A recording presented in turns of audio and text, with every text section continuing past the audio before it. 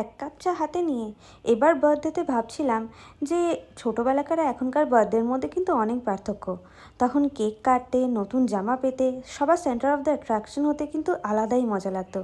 কিন্তু বড় হওয়ার সাথে সাথে বার্থডের সংজ্ঞাটা যেন অনেকটাই পাল্টে গেছে। এখন কেক বা ওই সেন্টার অফ অ্যাট্রাকশন নিয়ে অতটা এক্সাইটমেন্ট লাগে না।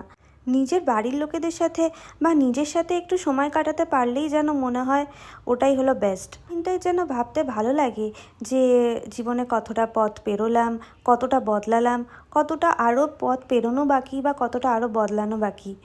যাই হোক, এবার বার্থডেটা সেলিব্রেট করার জন্য ভেবেছিলাম একটা ছোট্ট ট্রিপে যাব ফ্যামিলির সাথে। যেমন ভাবা তেমন কাজ, ঝটাপট বুক করে নিয়েছিলাম একটা এয়ারবিএনবি নান্দি হিলসের কাছেই। 2.5 ঘন্টার দূরত্ব, এক রাত্রি থেকে পরের দিনই ব্যাক।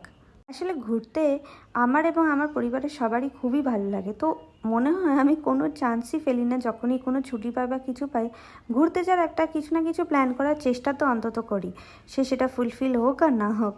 মেকআপ শেষ করে আমার এক খুব কাছের বন্ধুর বেশ কিছু বছর আগের দেওয়া একটা ড্রেস পরে নিয়েছিলাম। ড্রেসটা আমি বেশ অনেকবারই পরেছি, ইনফ্যাক্ট হানিমুনেও পরেছিলাম, কেননা আমার ড্রেসটা খুবই ভালো লাগে।